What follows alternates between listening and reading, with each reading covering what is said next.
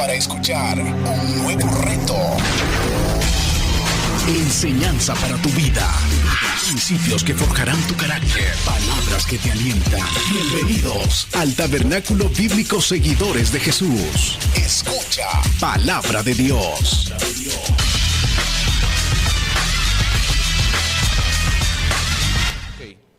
Leemos la palabra del Señor en el nombre del Padre, del Hijo y del Espíritu Santo. Amén.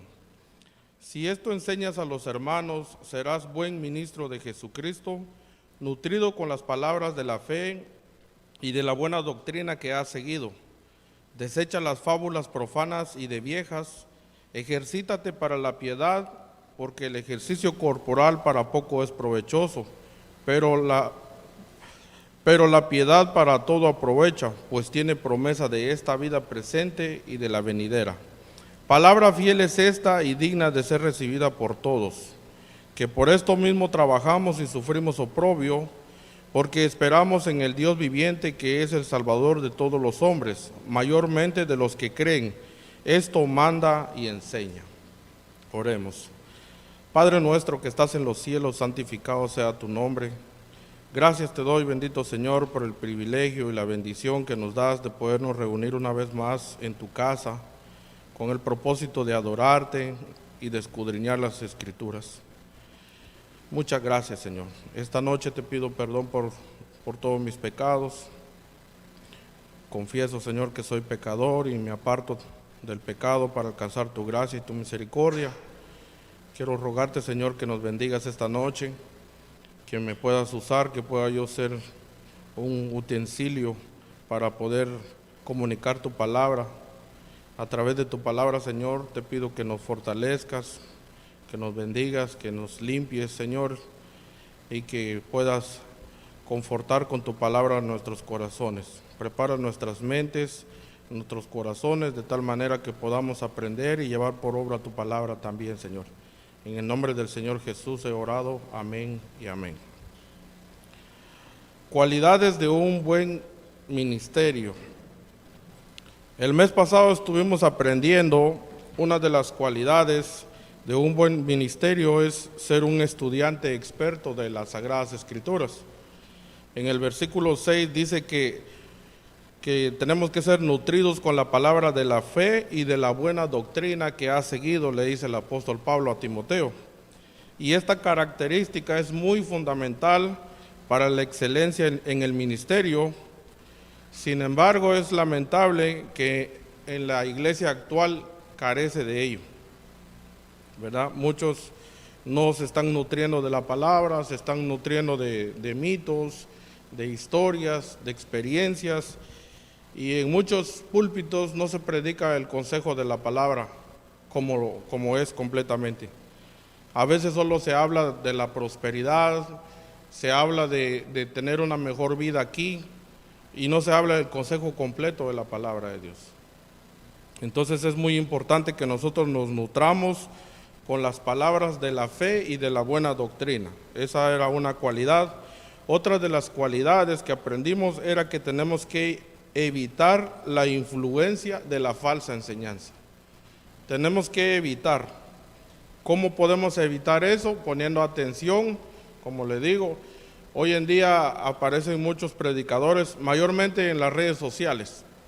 A las personas les está costando mucho congregarse y optan más por estar viendo las redes sociales, y en las redes sociales pues tienen sus predicadores, esos oradores que no enseñan en todo el consejo de la palabra del Señor. Nosotros debemos de evitar eso y desechar las fábulas profanas y de vieja. Esta es la otra cara de ser fuerte en la palabra, y es evitar las falsas enseñanzas. Eso lo aprendimos. De esa manera podemos tener un ministerio excelente que está comprometido con el estudio de la palabra de Dios y no tener ningún interés alguno de otra cosa que no nos pueda fortalecer nuestra vida espiritual, y no podamos también malgastar el tiempo en esas enseñanzas impías, que lo vimos también en los versículos anteriores, que son doctrinas de demonio. También aprendimos que La Biblia nos manda que nos ejercitemos para la piedad. Dice el versículo 7 al 9, ejercítate para la piedad, porque el ejercicio corporal para poco es provechoso, pero la piedad para todo aprovecha, pues tiene promesa de esta vida presente y de la venidera. Palabra fiel es esta y digna de ser recibida por todos. Aquí el mandato es que nos ejercitemos para la piedad. La piedad es todo esto que hacemos, el congregarnos, el escuchar la palabra de Dios, el orar, el predicar, ¿verdad? Y tenemos que ejercitarnos, dice. Vimos algunos ejemplos, cómo los soldados se ejercitan para ir a la guerra. Muchos se enlistan a temprana edad y se hacen diestros en diferentes áreas para poder ser buenos en el ejército. Y nosotros también debemos procurar lo mismo en la vida cristiana. Debemos ejercitarnos con la palabra del Señor, con la oración, escuchando buena palabra del Señor. No hay ministerio espiritual eficaz sin piedad personal, ya que el ministerio es el desbordamiento de una vida piadosa. Así de sencillo. No hay ministerio espiritual eficaz sin piedad personal. Personalmente nosotros tenemos que tener esa intimidad con el Señor en nuestros hogares, en el trabajo, por donde quiera que nosotros vayamos, tenemos que tener esa coinonía con el Señor y buscar esa piedad personal. Y hoy estaremos viendo otras cualidades, como por ejemplo, estar comprometido con el trabajo arduo. La palabra de Dios dice que por esto mismo trabajamos y sufrimos oprobios, dice el apóstol Pablo, porque esperamos en el Dios viviente, que es el Salvador de todos los hombres, mayormente de los que creen, dice. O sea que nosotros, el ministerio de excelencia no es solamente una búsqueda celestial para hallar poder divino, sino una tarea terrenal que exige trabajo arduo, Como ya hemos visto, por esto, la palabra por esto se relaciona con el versículo 10 y el versículo 8.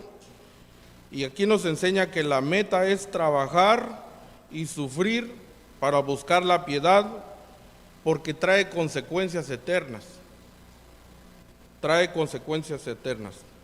La palabra trabajamos significa trabajar hasta el punto de la fatiga y el cansancio. Muchas veces nos acobardamos, a veces nos cuesta el estudio de la palabra del Señor. Llegamos cansados de nuestros quehaceres diarios, de nuestro trabajo, y a la palabra de Dios casi no le dedicamos mucho tiempo. Pero nosotros debemos de esforzarnos, debemos de trabajar hasta que nos cansemos, dice. Que esa sea nuestra meta como cristianos, como hermanos, trabajar para seguir proclamando el Evangelio, de tal manera que otras personas también puedan conocer la verdad y puedan ser libres y puedan vivir para la gloria de Cristo. La palabra sufrimos es el origen de nuestra palabra agonía. Significa que nos tenemos que ocupar en una batalla, una agonía. En 2 de Corintios, capítulo 5, versículo 9 al 11, Pablo da dos razones por las que el trabajo duro es necesario. ¿Por qué? Porque los creyentes dicen que vamos a compadecer ante el tribunal de Cristo, lo dice en el versículo 10. Y sin embargo, los incrédulos van a afrontar la condenación eterna de parte de Dios, versículo 11. Así que ahí tenemos esas dos razones.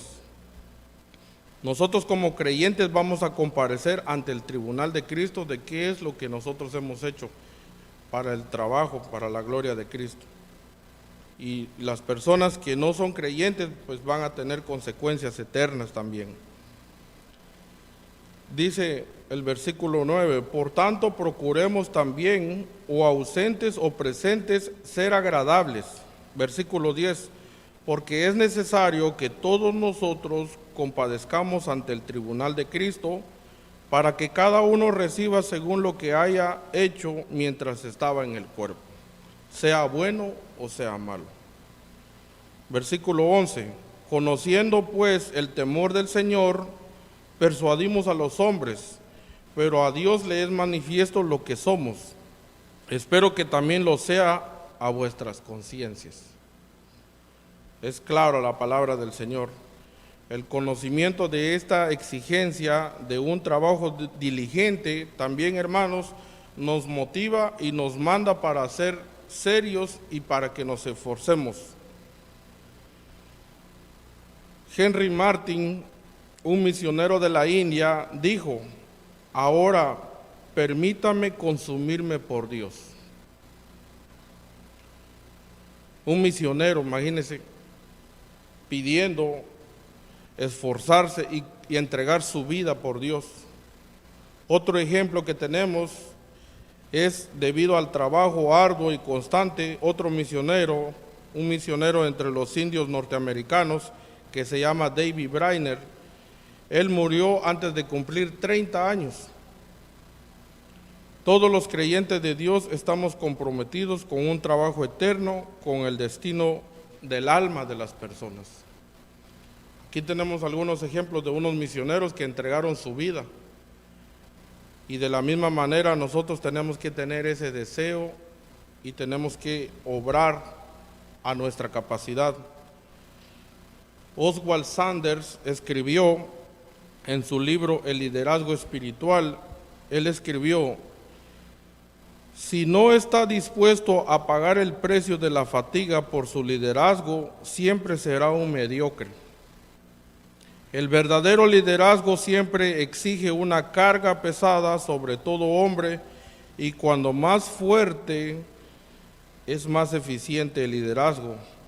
Tanto cuando es más eficiente, también es más alto el precio a pagar. Lo escribió él en su libro Liderazgo Espiritual. También el apóstol Pablo afirmó a los Gálatas que mediante la cruz de Cristo, dice Gálatas 6:14, el mundo me es crucificado a mí y yo al mundo. Ahí tenemos un ejemplo monumental, el apóstol Pablo. A los Corintios él escribió: porque si anuncio el Evangelio, no tengo de qué jactarme, porque me es impuesta necesidad. Pues ay de mí si no anuncio el Evangelio. Por eso, si lo hago de buena gana, tendré recompensa, pero si lo hago de mala gana, de todos modos, el llevarlo a cabo me ha sido confiado. Primera de Corintios, capítulo 9, versículos 16 y 17. También dice, en Primera de Corintios, capítulo 9, versículo 26 al 27, dice: por eso yo corro así, como a la aventura, peleo así, no como quien golpea al aire, más bien pongo mi cuerpo bajo disciplina y lo hago obedecer, no sea que después de haber predicado a otros, yo mismo venga a ser descalificado. Aquí tenemos ejemplos monumentales del apóstol Pablo, de cómo él trabajaba arduamente y se esforzaba, y dice que golpeaba su cuerpo. Aquí en ambos pasajes, el apóstol Pablo habla del compromiso ante el trabajo arduo y de las privaciones. Un compromiso que está evidenciado por el sufrimiento que está registrado en 2 de Corintios capítulo 11. Usted lo puede leer en todo el capítulo.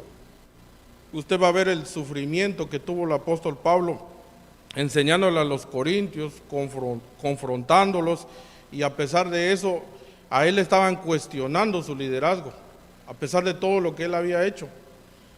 Y ahí tenemos esa evidencia, lo pueden leer en casa.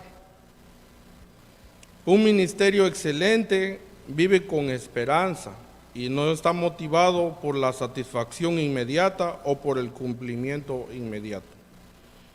Vivimos en esperanza. Tenemos que esperar en el Dios viviente. Esa es nuestra esperanza. Aquí el tiempo perfecto del verbo indica algo hecho en el pasado con resultados continuos en el presente. Como verdaderos creyentes, nosotros debemos trabajar constantemente teniendo en cuenta la eternidad. Recordemos que fuimos salvos con esperanza, Romanos 8:24, y también vivimos y ministramos con la esperanza en la eternidad. Porque fuimos salvos con esperanza, pero una esperanza que se ve no es esperanza, pues ¿quién sigue esperando lo que ya ve? Pero si esperamos lo que no vemos, perseverancia lo guardamos. Romanos 8:24 al 25. Nuestras preocupaciones no se relacionan con el mundo temporal o con el cumplimiento terrenal, sino con el reino invisible. Esa debe ser nuestra mentalidad.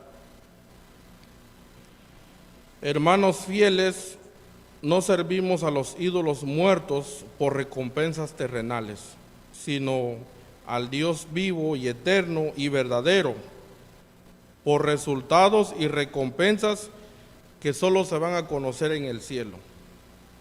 Recordemos, el trabajo puede ser un ídolo, pero todo eso es perecedero. La casa también puede ser un ídolo, pero todo eso se va a quedar. Carro, dinero, todo eso es terrenal y puede llegar a ser un ídolo, y es un ídolo muerto, porque todo es pasajero. Por ejemplo, ahorita mismo estamos afrontando situaciones muy delicadas aquí en este país, pero nosotros debemos de vivir diariamente con la esperanza de que no somos de este mundo, somos peregrinos y extranjeros. Muchas personas ahorita viven con el miedo porque van a perder su trabajo, porque van a perder su casa, porque van a perder su carro, porque van a perder dinero. Pero mis amados hermanos, todo eso es pasajero, todo eso se va a quedar. Nosotros debemos de vivir y procurar en la esperanza que Dios nos ha prometido, donde vamos a ir a vivir con el Señor Jesucristo. Ese es el mayor anhelo que nosotros debemos de tener. Saber que vamos a ir con nuestro Salvador a un lugar donde ya no hay tristeza, no va a haber llanto, no va a haber dolor, porque Él va a estar ahí con nosotros. Tristemente los inconversos ahora se encuentran tristes por todas estas cosas terrenales. Y a nosotros como creyentes también podemos llegar a equivocarnos y llegar a construir estos ídolos en nuestros corazones. Pero gloria a Dios por la palabra, porque la palabra nos fortalece y nos enseña que no debemos de pensar en ello. Debemos de creer en nuestro Dios y en nuestro Salvador Jesucristo y vivir en esa esperanza. Nuestra mirada, amados hermanos, debe ser en lo eterno, debe ser en el Dios vivo y verdadero. Mayormente los que creen, dice la palabra del Señor, o sea, nosotros. Mayormente los que creen. En esta vida todos los hombres van a experimentar hasta el punto el poder protector y libertador y sustentador. Todas las personas lo van a experimentar. Los creyentes lo vamos a experimentar en un grado pleno en este tiempo y también por toda la eternidad, a diferencia de los no creyentes. La palabra Salvador no siempre está en las Escrituras limitada a la salvación del pecado. En la traducción griega, la Septuaginta, usa la palabra Salvador a veces en el sentido de libertador.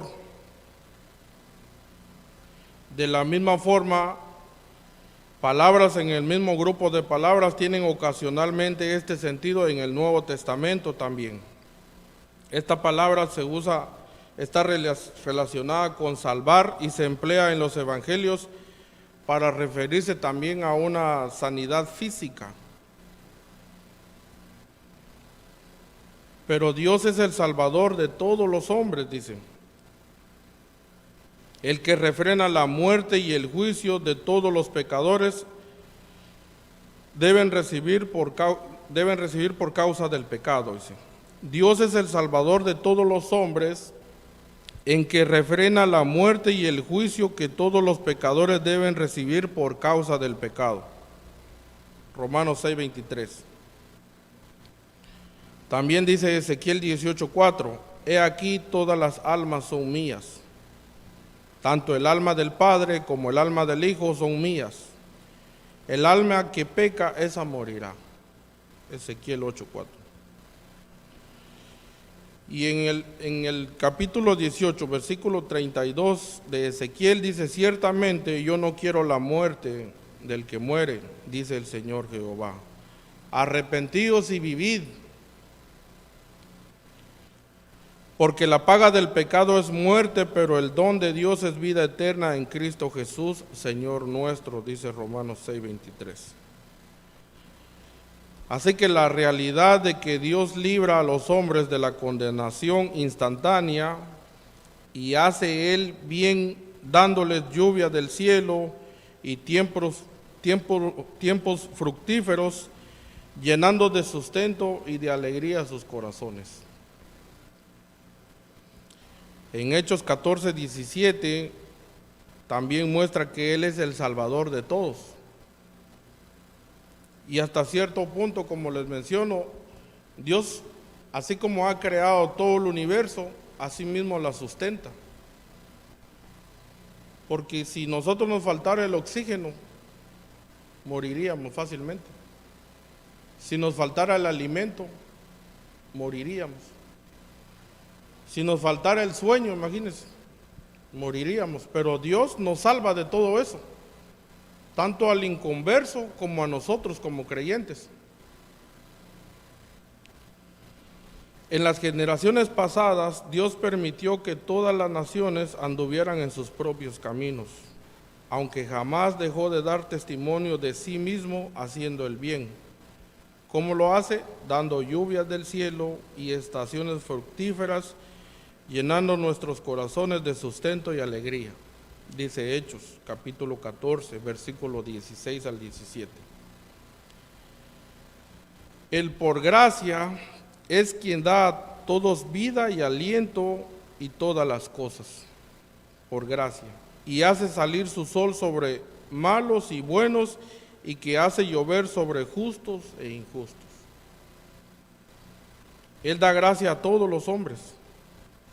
Y los incrédulos experimentan la bondad y la misericordia de Dios, ya que no son aniquilados instantáneamente por sus pecados. Ni tampoco les da el constante dolor y la privación absoluta tampoco. Ellos experimentan sus bendiciones temporales en esta vida. Este principio también se ilustra en Isaías 63, versículo 8 al 10. Dice, pues ha dicho, ciertamente ellos son mi pueblo, hijos que no mienten, y Él fue su Salvador. En toda la angustia de ellos, Él fue angustiado, y el ángel de su presencia los salvó. En su amor y en su compasión los redimió, los alzó y los llevó todos los días de la antigüedad.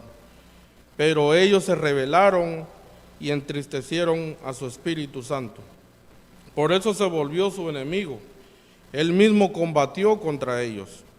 Dice Isaías 63, versículo 8 al 10. El versículo 8 dice que Dios fue el Salvador de Israel. Dice que Él sacó a la nación de Egipto y los cuidó.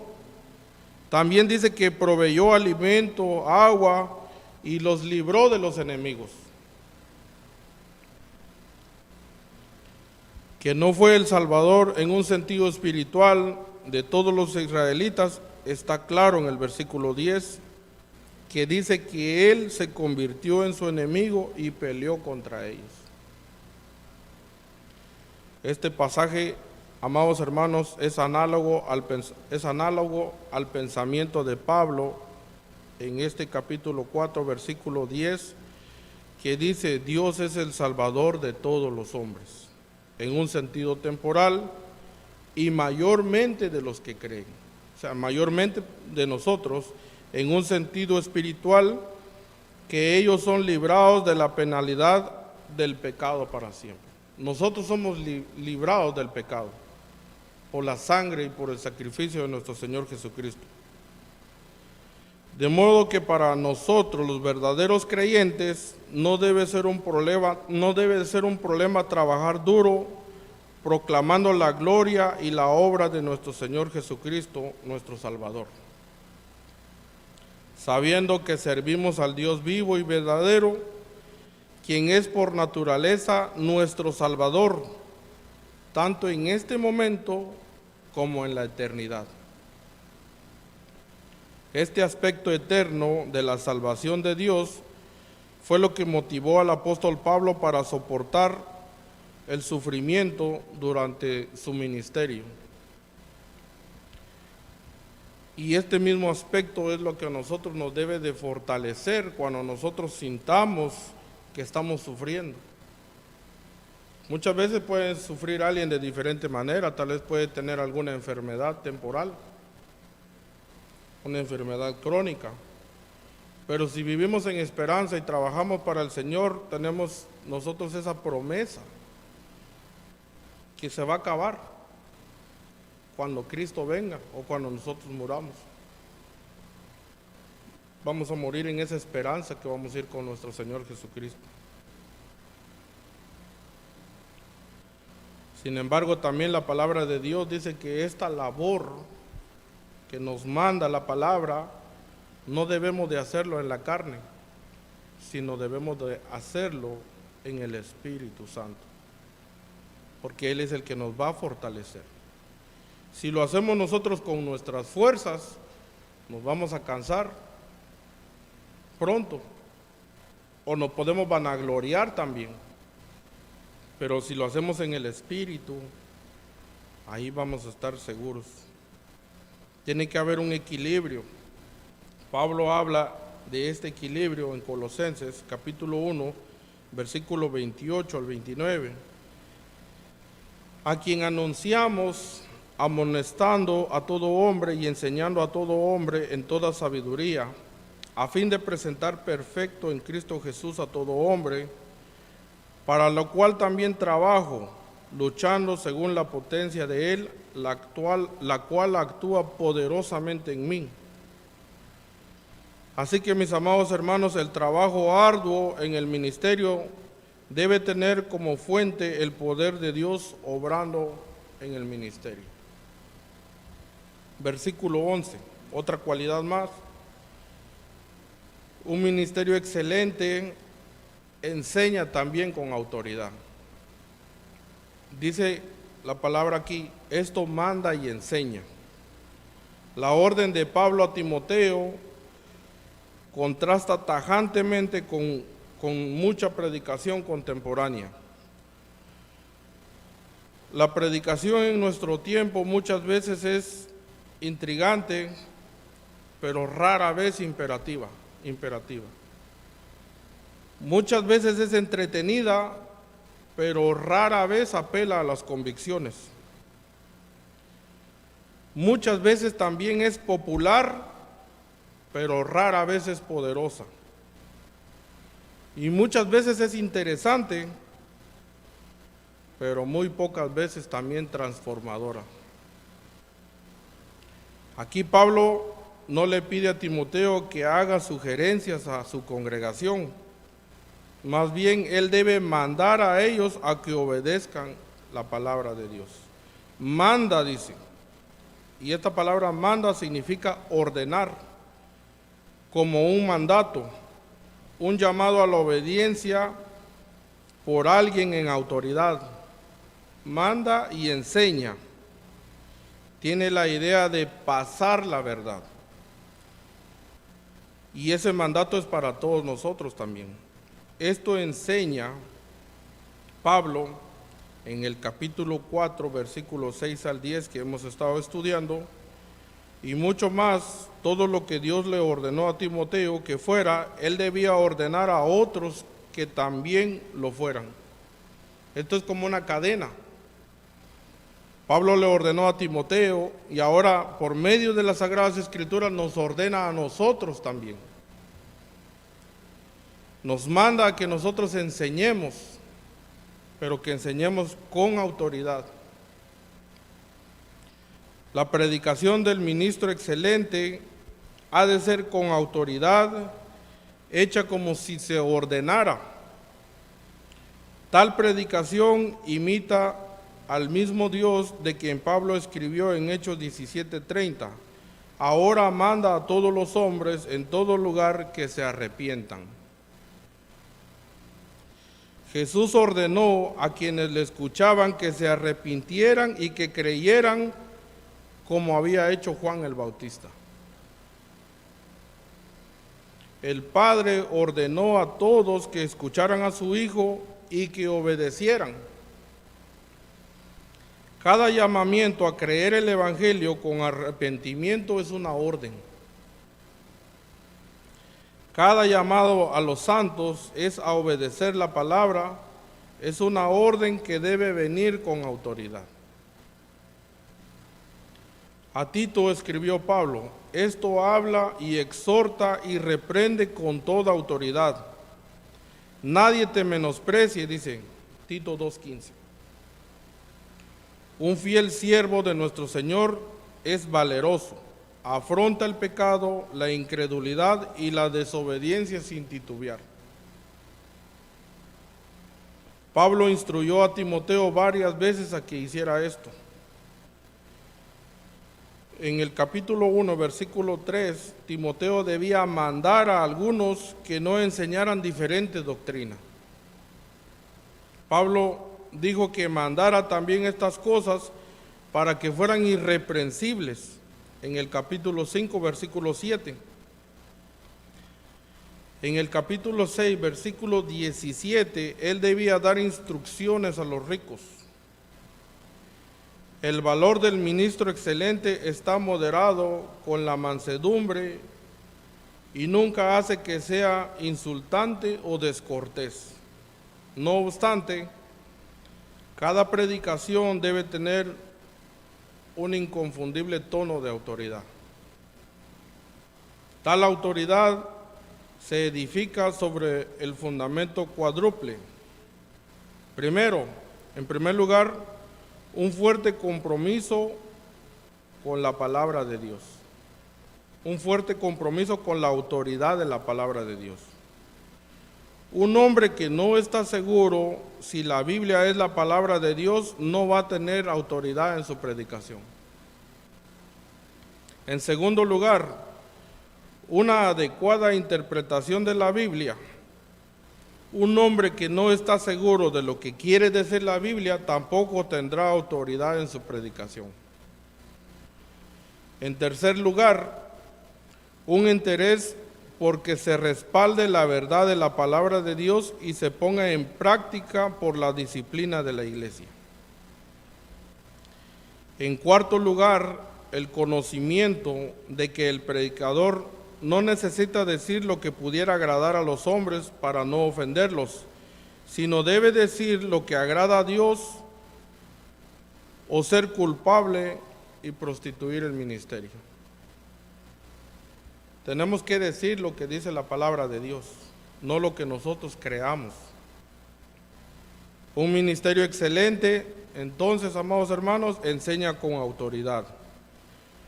Y su predicación se caracteriza por órdenes fundamentadas en la autoridad de la Biblia, no simplemente súplicas sentimentales. Un ministerio excelente no tiene miedo de proclamar con denuedo la palabra de Dios y dejar que haga su perfecto trabajo. Esto es lo que nos está mandando la palabra del Señor, mis amados hermanos. Que nos esforcemos, que tengamos puesta nuestra mirada en la esperanza de que vamos a estar con el Señor, si esto enseñas a los hermanos, dice que serás un buen ministro de Jesucristo.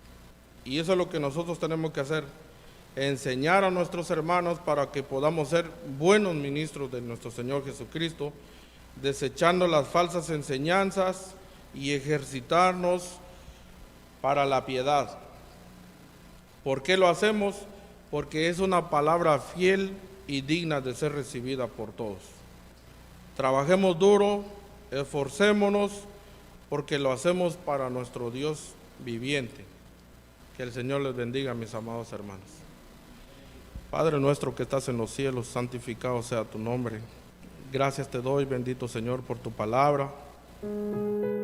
Gracias por escuchar este mensaje. Esperamos que haya sido de edificación para su vida. Si usted no conoce de Jesús y en este día está arrepentido de sus pecados, ore de esta manera. Señor Jesús, en este momento me arrepiento de mis pecados. Reconozco que tú eres mi único y suficiente Salvador personal. Creo que eres Dios, que moriste en la cruz por mis pecados y que resucitaste al tercer día. Me arrepiento y me confieso pecador. Señor, perdóname y acéptame como tu Hijo. Doy gracias al Padre por enviar a su Hijo a morir en la cruz por mi lugar. Gracias, Jesús, por aceptar mi vida. En Cristo Jesús, Señor y Dios nuestro. Amén.